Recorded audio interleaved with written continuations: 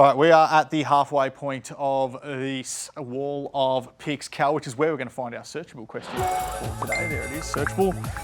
We are 1 week from the AFL Draft, Cal, and in celebration of all things draft, according to Google's trending search data, we want to know today, which do you think is more searched for in Australia this year? The NBA draft or the NFL draft? Well, I mean, this would all be me because, you know, I'm a big US sports fan. So I'm going to go with NFL draft. You would be wrong.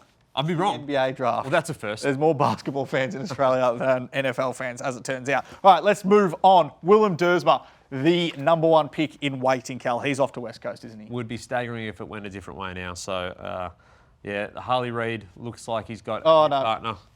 Oh, no. In the number 1. Jeez, there's slow on the audio. But number 1 pick for the second time in 3 years, and he's gone. All right, Mark McKenzie, Hawthorn's list boss. They've got 10 and 22. Yeah. Do they need midfield depth?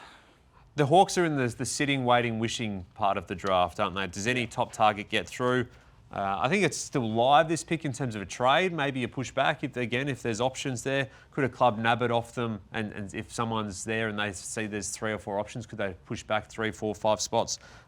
Farrow's been linked, as we've spoken about. Josh Lindsay's been linked as well.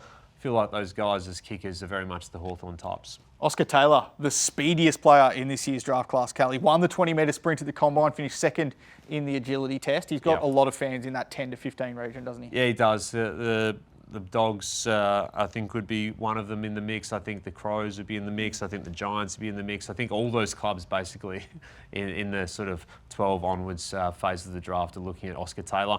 I think if you got to the Cats pick as well, they'd snap him up. So I think he's a teens player. All right, Latrell Pickett, he's come on in the second half of the year. Clubs love what he's been able to do at Glenelg. Where's his starting point, though? Well, the Giants have done their work on him as well. Melbourne's been linked to him too. I can't see him as much in that top group, but, you know, there's the obvious link, isn't there? Yeah. And he would be playing straight away. GWS has put a lot of time into him, so he's a fit and a possibility there. Other clubs are waiting to see if he can get through a little bit deeper into the teens or the 20s. So Fremantle, does Essendon take a punt on him as well with one of their picks if they go that way and hold those selections? North Melbourne, Richmond, if he even got through into the 30s, which I'm not saying he's out of the realms. So we know that the value of small forwards and speed in the AFL landscape, he's got that. Steve Knoll, Brisbane's recruiting boss. He's built a premiership list at the Lions, but he's going to have his work cut out with trying to get some more points in, obviously, with the bid for Dan Adelaide. Yeah, and picks 17 and 23 have been on the table. Not too much movement on those selections yet. Yeah. So, again, if the Gold Coast pick that we just spoke about, pick 15, hasn't got too many takers at the moment, then 17's worth less. Yeah. So, yeah, that's a challenge this time around. And we're seeing the new system start to crunch in a little bit. Yeah, we are. And make it a little bit harder for clubs to move around their selection. So bit by bit, and then next year will be even more so. I think, the bid comes to Dan Annable, you'd expect by Richmond. I'd be surprised if that didn't happen at that point. So likely to have 3 or 4 picks. There's some academy players later on that they'll have a look at as well. Very quickly, this isn't really related to Brisbane as well. Something I have noticed speaking to clubs around this year's draft is that they're doing their work on what the new rules means for the draft crop. Yeah. So there's not only the ruck scenario where, you know, the jumping ruck is kind of back and going to be valuable, and the lack of the sub means you can probably carry in a young ruckman as well to have another role in that 5 on the bench. The other part is the last touch, I think, is going to help the players who can run without the stop. And that type of thing. Speed it up. Yeah, and speed it up, and who can get to that contest to contest. So definitely the new rules are making an impact on how clubs are thinking. Sam Cumming, one of the best midfield prospects in this year's draft. He's the South Australian. Do you think he's sort of in that Richmond, Essendon, Melbourne mix? I do, yeah. I can't see how he gets out of those sort of top 6 selections.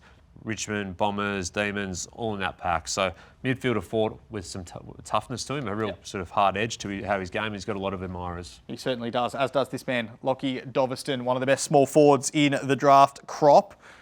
His range has sort of varied a little bit, but he seems like he might go in the teens now, doesn't he? Yeah, the next little whiz, isn't he? Kicked more than 50 goals this year.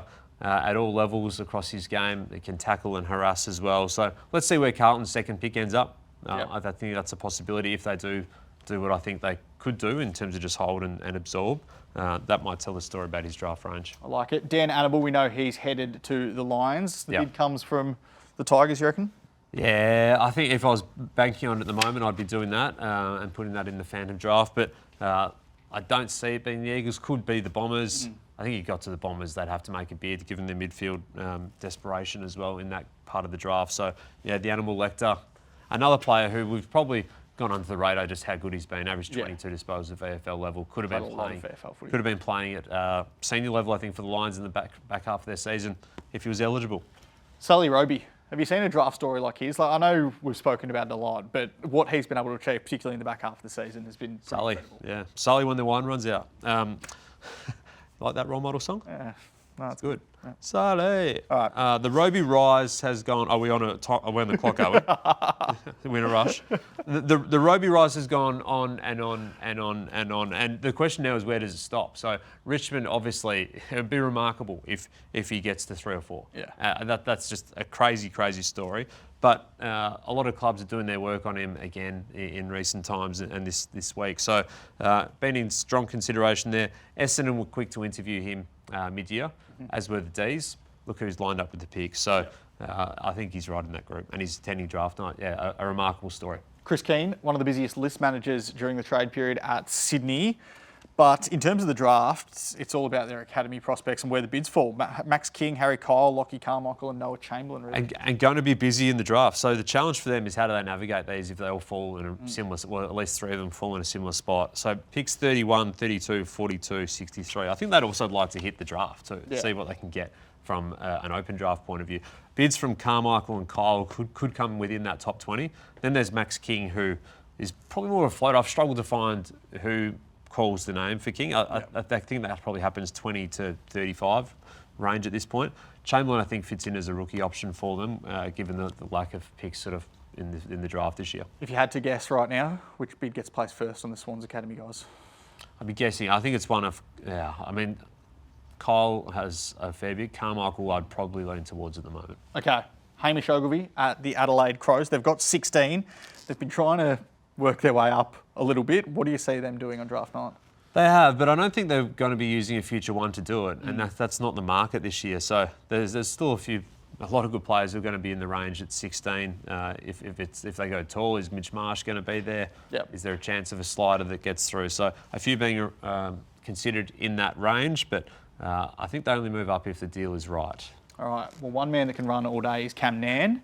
He's got a lot of admirers now, Cal. He's starting to push his way up the draft board, isn't he? Yeah, he is. And look, he's probably going to end up picked in somewhere between that sort of 10 to 15 range of the draft. Yep. It's not that much different to where he's been sort of rated through the year. So, but as you say, he can run and he's entered the season in terms of his midfield work up the ground, makes clubs look at him as a goal-kicking wingman / midfield option. So, yeah, I think by the time Melbourne has the picks, if it goes that way, then 11, 12, it's not that far off sort of where he's been viewed. So, and also, there's probably been a little bit of the player that hasn't been spoken about as much by clubs because there's a chance he did get through. Yeah. And I think the interest in him post-draft will show out to be that it's a lot of clubs had him inside that first 15 or 16. Trying to hide him away, Cal. Harley Barker, his South Australian teammate, Yep. had a great year, obviously finished with the injury, which was very unfortunate, but still has a lot of fans inside that top 20 range. Yeah, I think Hawthorn, Adelaide, North Melbourne, Fremantle, all in consideration for Harley Barker. Yeah, he's got some exciting traits to his game, as does Adam Swade. So he's tough to get a read on as the Bombers sort of prepare for a potential bid for him and what their stance on it is too, because they've got the 5 picks too. They haven't really shown that much interest at the moment in terms of getting picks out the back to match these guys. So where they are at the moment, there's a chance they actually do get all their picks in without having to match a bid, but then their list spots are full. Yeah. So it's not easy to see how they fit in Swade, also Hussein Al-Ashkar. So the Swade bid at the earliest I think would be a big 20 odd or so, and then maybe a little bit deeper after that. So a couple of West Australian clubs have looked at him, but I'm not sure where that lines up in terms of the Essendon interest. I don't think it's a certainty that they take those guys. Okay. Well, there is Matt Rosa, Essendon's list boss. What do? Because they've got 5 picks inside 30. They've got 2 inside the top 6 as things stand. What are their plans? I mean, I wish I knew for sure. Makes the Phantom draft a little bit easier. And they're a little bit dictated to by what Richmond does, aren't they, at the very top end. So I think they're looking at a similar group of players. I feel like Dyson Sharp and Jacob Farrow are probably more in their mix than they are in the Tigers mix. But you probably have to deal with your own 4 and then a couple of players that the Tigers are going to grab in terms of your 6 options. So I think that's probably the group. Maybe not Sam Grill as much either. But they're also, as I said, looking at that 9, can you move up with their picks in the 20s or even a future 2? And 15s, there's been ongoing sort of level of discussions there. They haven't made an offer for one of the top 2 picks from the Eagles. So the ability to get up is all but gone, I think. Yep. So, yeah, if I'm making the group for the Bombers, Roby, Cummings, Sharp, Farrow, Taylor. Yeah. And look, it's a big draft for them. They have to get it right. They certainly do. Cooper Duff-Tyler was, as he told us, was mere months away from being an Essendon NGA prospect. But he's available on the open market. Do you still see it being Duffma at the Eagles? Yeah, I do. I'd be surprised if it went the other way. But look, shocks happen. Still got a bit more time to work on that. But I think if it doesn't go for him at the Eagles or a trade happens or something throws that out, then I think Richmond would pounce on him. Again, you look at what they brought in last year. Yep. They brought in some tools last year. They didn't bring in Ruckman though, and Toby Nankervis is getting towards the back end of his career. And then there's Dill Patterson, the Rocket, the final man on the board. One of my faves. Yeah, I mean, he's a gun, very exciting, probably the most exciting player in the draft, and that's why we expect a bit to come on him in the first 3 or 4 selections.